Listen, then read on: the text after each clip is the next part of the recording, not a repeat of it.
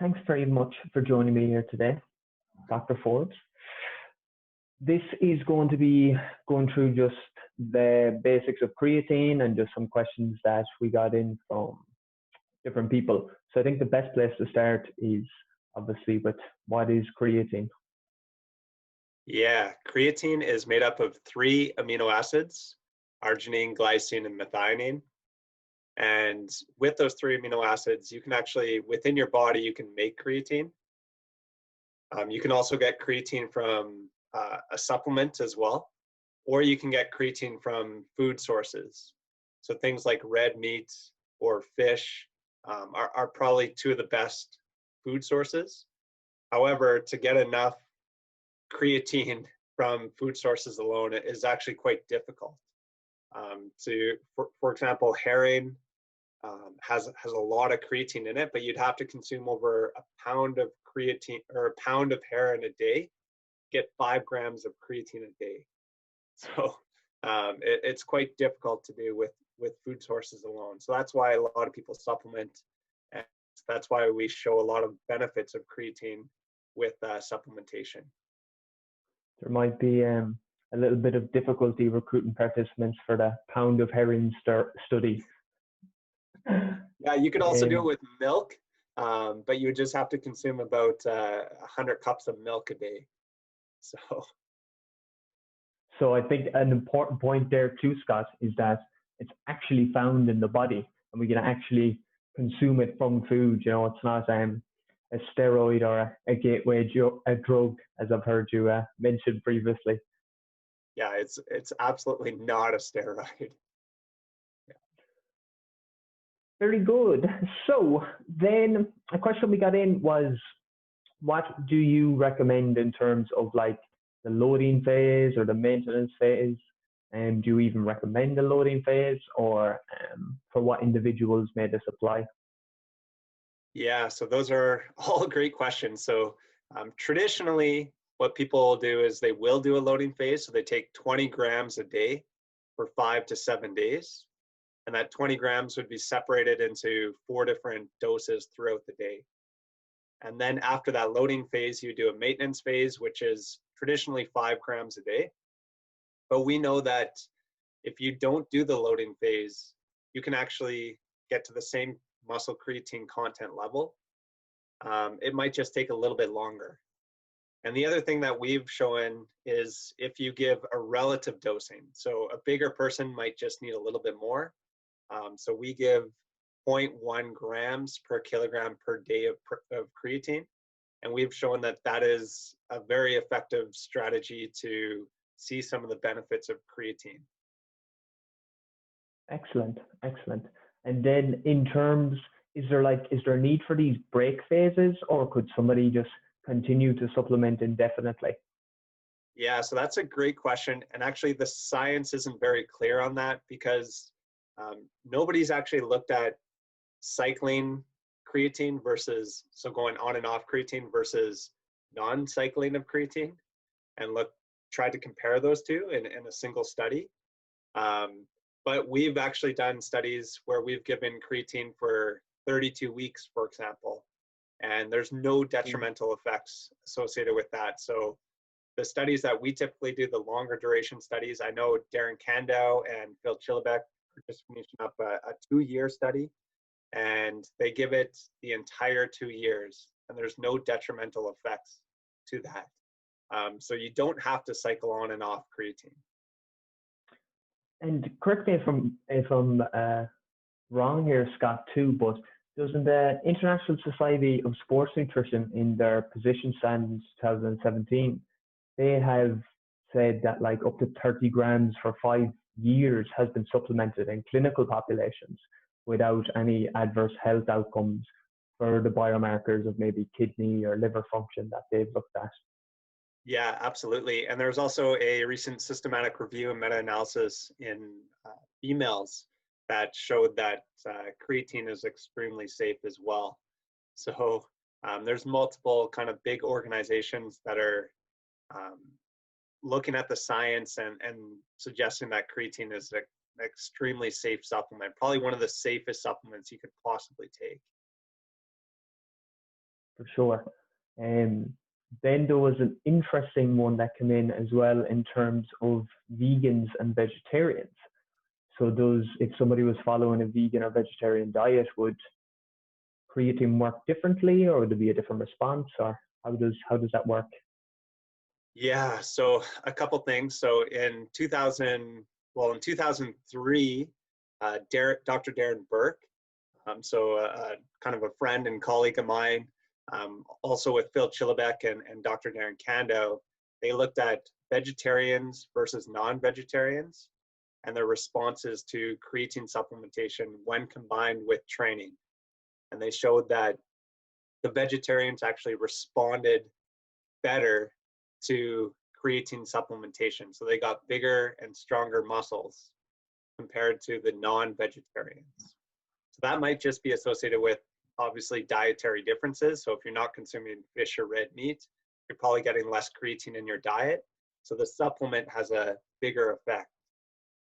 In 2004, my PhD supervisor, former PhD supervisor, Gordon Bell and Dan Sirtak at the University of Alberta, they looked at responders and non-responders to creatine.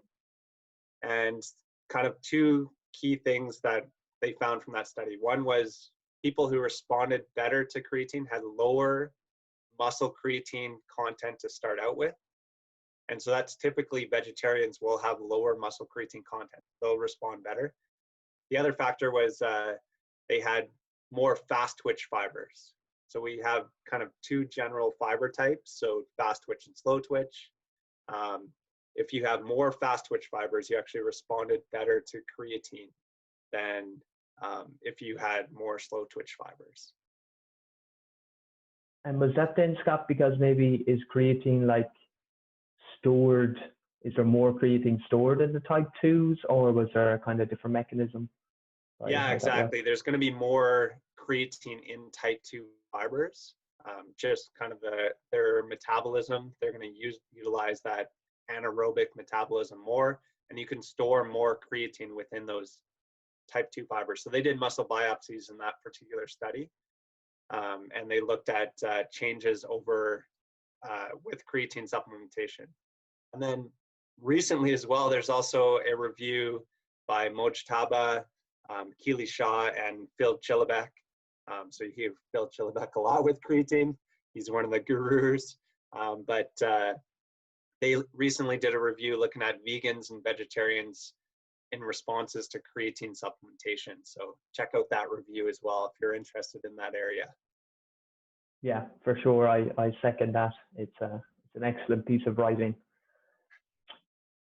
The next one we had in, Scott, was in terms of the forms of creatine. So, for example, powder, capsule, and then second to that, just the types of creatine. What should somebody look for if they are going out to purchase a supplement? Yeah, so about 99% of the creatine research has been done on creatine monohydrate. And we know that it's very effective. We know that it's safe. And it's actually probably the cheapest form of creatine that you can purchase. It's extremely cheap.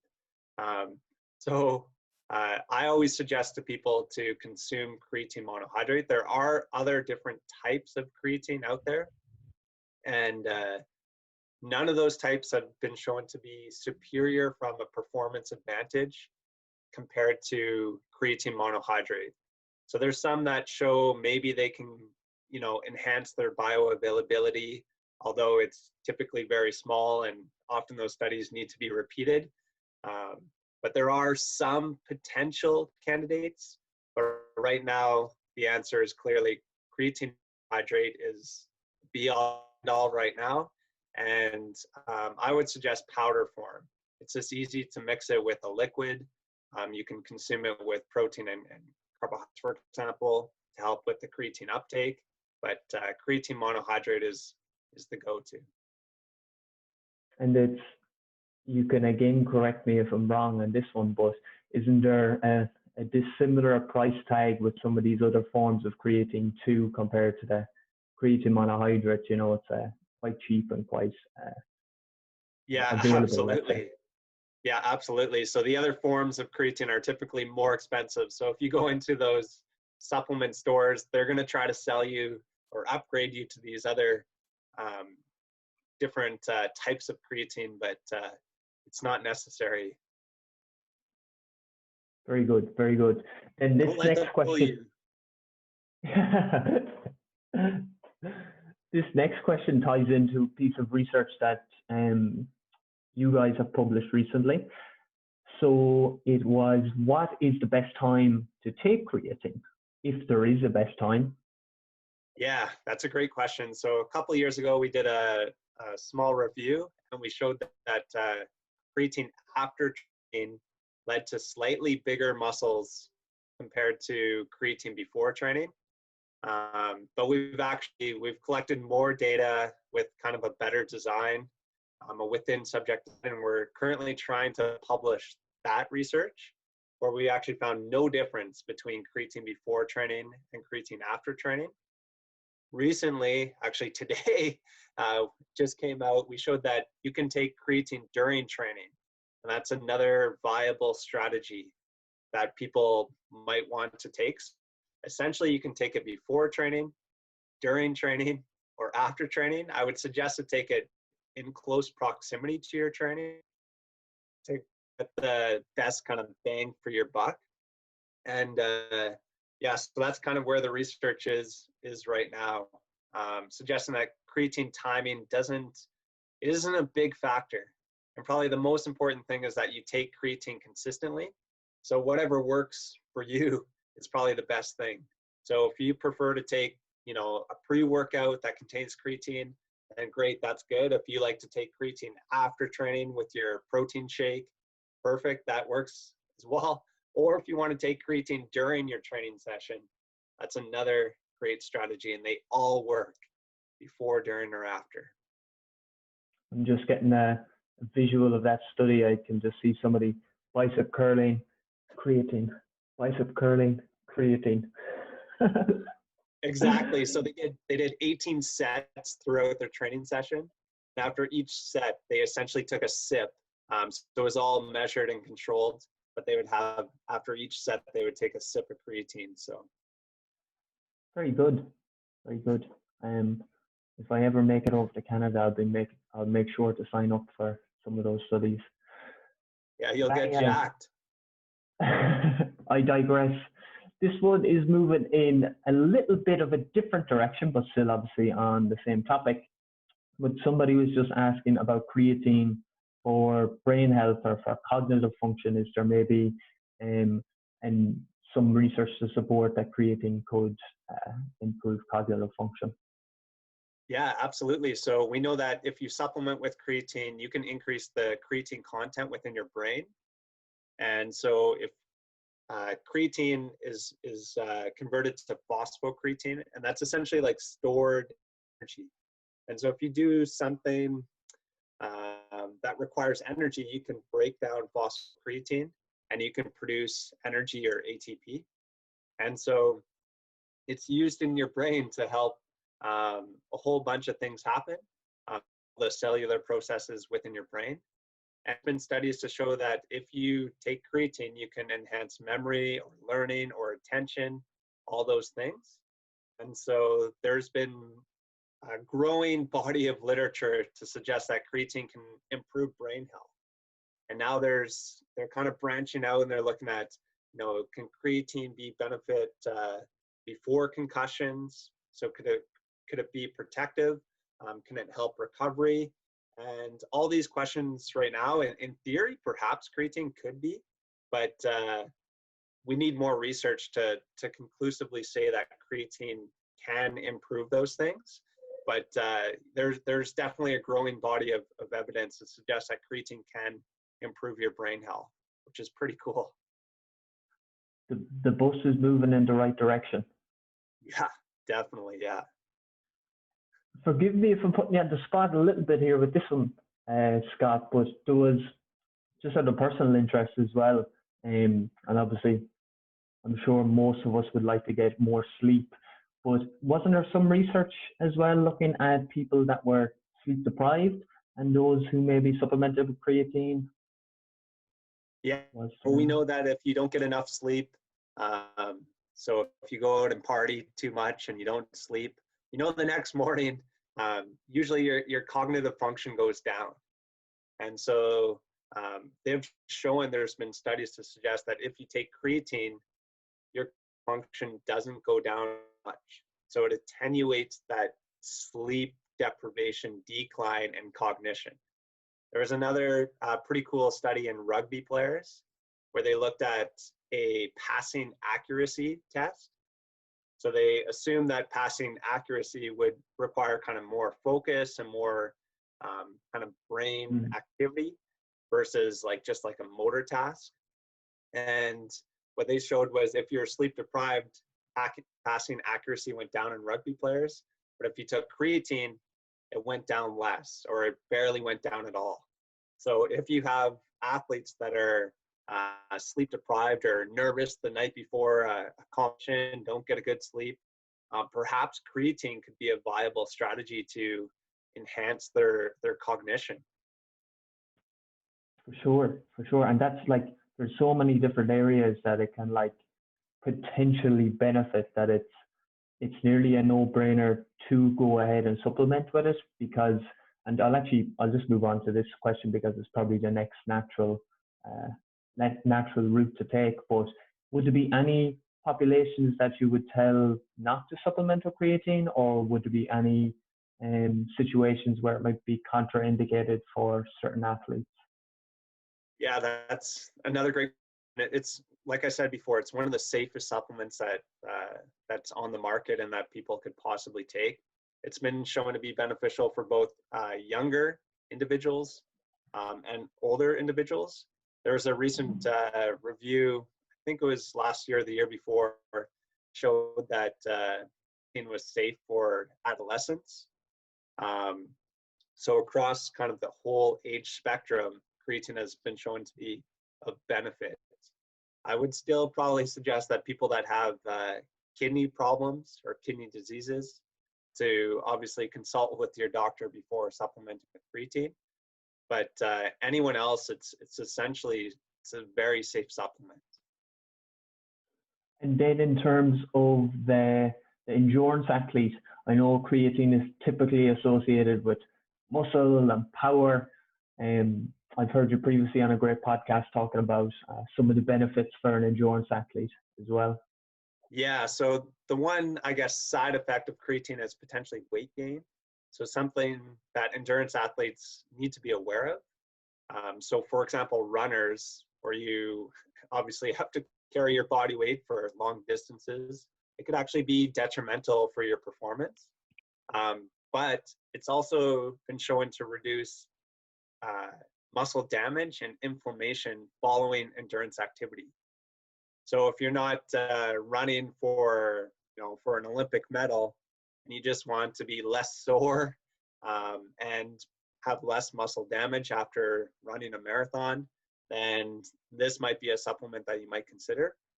And then there's actually been studies to show that, for example, in cyclists, elite cyclists, it was studied by Louise Burke, who's kind of a famous sport nutritionist in the world. She's one of the most famous individuals in this area.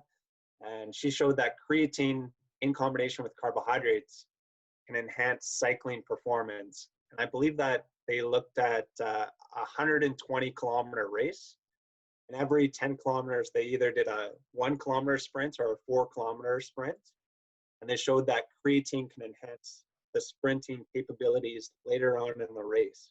So obviously that would be important for athletes, and showing that it was benefit for cyclists in that particular endurance event. So there are some benefits for endurance athletes, but some content needs to be there. Yeah, that's a fantastic summary there.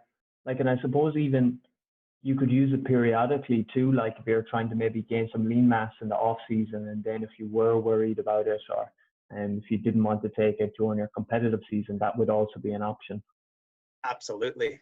Yeah, that would be a great idea. So that's kind of the new wave in the sport nutrition world, is not just one diet all the time, but periodize your diet. So whether it's carbohydrates or maybe periodizing your creatine. No one's ever talked about that, but that would be a really cool strategy that you could possibly do. They're even taking it to the extent of intro workout during the bicep curls, the creatine. You just need to infuse it all the time. Yeah. Yeah, yeah. Very good, very good. So we're coming to the last few questions here now, Scott, and this is one that's very interesting to me, and I've heard you speak on it before too. It's just the myths. So I have three different ones here, but I'll give you them one by one. So the first myth was muscle cramps. Some people might have anecdotally reported muscle cramps or creatine. Is there research in creatine and muscle cramps? There is, and it actually shows the complete opposite. So it was in football players, American football. But in football players, if they took creatine, they actually had fewer incidents of muscle cramping. So it does the complete opposite of what people think, and it could actually prevent muscle cramps. And that would make, I suppose, would make sense too, wouldn't it, from like just the physiological basis of creatine drawing water into the muscle cell. It's a more hydrated muscle, so therefore there should be less susceptibility to actual cramping. Absolutely. Yeah. You got the mechanism down. Yeah. Smart guy, Colin. Yeah. Slowly, onwards and upwards, I do say. Slowly. The next one then, Scott, was the hair loss. So there was, I suppose, some sensationalism in the media and about creatine and hair loss. Is there any validity to that claim, or what does the research tell us? Yeah, so there's actually been no studies to look at creatine and hair loss, although there's a researcher in the US, Grant Tinsley, who just submitted a protocol to look at creatine and hair loss. So there will be a study that actually looks at creatine and hair loss, but there's no evidence right now that creatine actually impacts hair loss. I actually saw a commercial the other day that was selling a hair product, and in that hair product, it actually contained creatine. So they're actually suggesting that it maybe could be a benefit for your hair, or your skin, or whatever. Yeah. So I was like, whoa, it's on TV. You got to check that out. But so yeah, there's no evidence that creatine actually impacts hair loss. Okay, that's interesting about the study that's being conducted by Grant Tinsley. And then he's looking at basically actual hair loss as an outcome, or maybe just markers in the blood, or how would that study be set up? Yeah, I believe he's looking at actual hair loss, but I'm not actually 100% sure. I just saw that it was being conducted. So once all the research in, we'll have to read it. But yeah, I believe that their specific focus is trying to answer this myth. Does creatine actually cause hair loss? Okay, I'm sure that will be music to a lot of people's ears that have been reading about it in the media for years, with, lack of actual scientific evidence to support those claims, or however you want to put it. Yeah. So yes, then I suppose we touched on, I just wanted to obviously say congrats on your recent publications, and if there was anything more you maybe wanted to detail, or what you guys investigated and what you found, I wanted to give you the opportunity if you wanted to share anything further. Yeah, so the one that just came out today was looking at creatine in training. And essentially we showed that people that took creatine during training gained bigger and stronger muscles. So we used muscle thickness measures with an ultrasound. So similar to, like, you're looking at a pregnant lady and trying to look at a baby with an ultrasound. We do that, except we look on muscle. And it's a very sensitive measure to look at changes in muscle size. And we showed that if you took creatine and resistance training, you got bigger muscles compared to placebo and resistance training. And that creatine during training is a viable strategy. Somebody will have to look at, creatine during training versus before or after. But right now we just know that creatine during is better than placebo during training. We've also just finished up a study looking at creatine and resistance training in stroke survivors. So hopefully we'll write that one up. We're also looking at another study looking at creatine and caffeine with resistance training. So we're just kind of looking through those results. And then we're trying to publish that study looking at creatine before versus after training. So we're working on that publication as well. So we got a bunch of kind of creatine studies hopefully coming out in the next 2 to 3 months. So basically, you have a bunch of free time there, and you're not doing anything. Yeah, exactly. Yeah. Very good, very good. Then I was going to ask you, like, from personal curiosity as well, like, is there any salient creatine questions that you either haven't or aren't investigating that you would like to look at in the future? Yeah, I have a lot of creatine questions. So one is somebody has to do it is cycling on and off creatine. So I think and compare that to a group that just takes creatine continuously. That study has to be done. And I think would be a really important study because that's a question that I get all the time. So that's probably one that's on the radar, but yeah, we haven't started or we haven't done, and I think somebody has to do that study for sure. And then just before I come to the last one, Scott, there was a question that I didn't have written down, but it's actually an important one that I should ask you. Is some people, when they load with creatine, they might see an increase in water weight. If they were to stop creatine, let's say, what would be the typical time duration that it would take for the water weight to subside? Yeah, so it takes about 4 to 6 weeks for the water weight to completely return to normal. However, there's actually another study that's just coming out. One of the authors was Brad Schoenfeld, but they looked at over an 8-week training period. They looked at with and without creatine, and they looked at intracellular and extracellular water and also muscle mass changes. And they essentially showed that the ratio from muscle mass to intracellular water was the same